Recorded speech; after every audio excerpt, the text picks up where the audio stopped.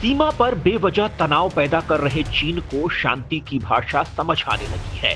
लद्दाख में हुई military commander level meeting ने असर दिखाया है। अब चीन शांति से पूरे विवाद को सुलझाने के लिए तैयार है। विदेश मंत्रालय ने कहा है कि दोनों पक्ष द्विपक्षीय समझौतों के मुताबिक सीमाई इलाकों में स्थिति के शांतिपूर्ण समाधान पर सहमत हैं। विदेश मंत्रालय के मुताबिक दोनों देशों के बीच मिलिट्री कमांडर लेवल की बातचीत बेहद शांतिपूर्ण और गर्मजोशी से भरे माहौल में हुई। चीन ने लाइन ऑफ एक्चुअल कंट्रोल पर पिछले कुछ हफ्तों से आक्रामक रुख अपनाया हुआ था। कई दौर की बातचीत अब तक बेनतीजा रही थी। कूटनीतिक कवायद पर टिकी निगाह। विदेश मंत्रालय ने कहा है कि दोनों देशों के मिलिट्री कमांडर्स इस बात पर सहमत हुए हैं कि पूर्वी लद्दाख में जारी सीमा विवाद का हल शांतिपूर्वक द्विपक्षीय समझौतों के आधार पर निकाला जाएगा। द्विपक्षीय संबंधों के संपूर्ण विकास के लिए भारत चीन सीमा क्षेत्र में शांति आवश्यक है। मंत्रालय ने कहा कि दोनों पक्षों ने डिप्लोमेटिक संबंधों की 70वीं वर्षगांठ को भी याद किया। दोनों देश इस बात पर सहमत हुए कि मसले का जल्द हल निकलने से रिश्ते आगे बढ़ेंगे। विदेश मंत्रालय ने अपने बयान में कहा कि चीन से मिलिट्री और डिप्लोमेटिक लेवल पर बातचीत चलती रहेगी।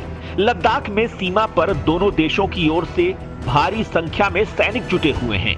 उन्हें वापस बुलाने पर कोई फैसला हुआ है या नहीं, इस पर विदेश मंत्रालय ने कुछ नहीं कहा।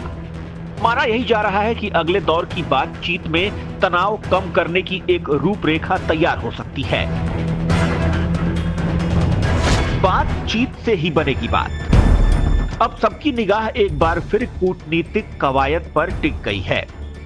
यह भी कहा जा रहा है कि सैन्य और राजनयिक स्तर पर बातचीत जारी रहेगी।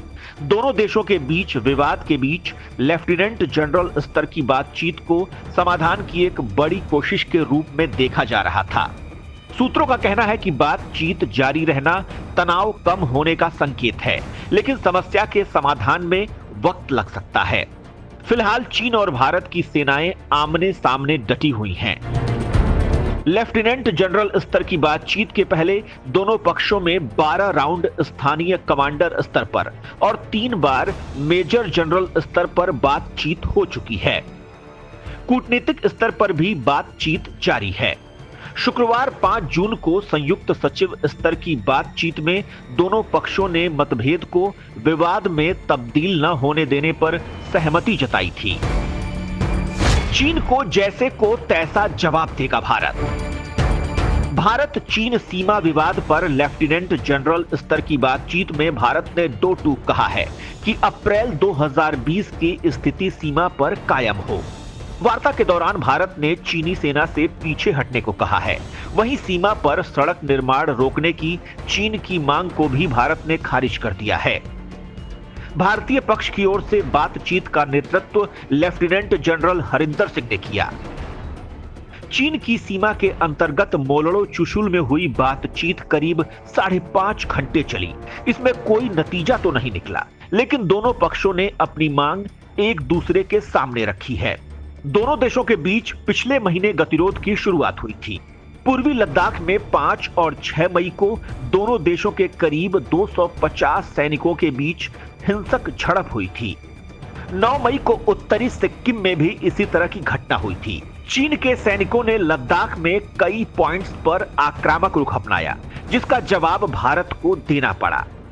फिर भारत ने फैसला किया कि पैंगोंग त्सो, गलवान वैली, डैम चौक और दौलत बेग ओल्डी जैसे सभी विवादित जगहों पर चीन की आक्रामकता से निपटने के लिए भारतीय सैनिक मजबूत रुख अपनाएंगे। सैटेलाइट तस्वीरों से पता चलता है कि चीन ने एलएसी से सटे इलाकों में बड़े पैमाने पर डिफेंस इंफ्रास्ट्रक्चर बढ़ाया है।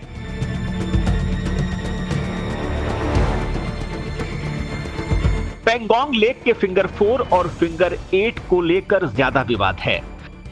अप्रैल से पहले सेना फिंगर 8 तक पेट्रोलिंग करने जाती थी।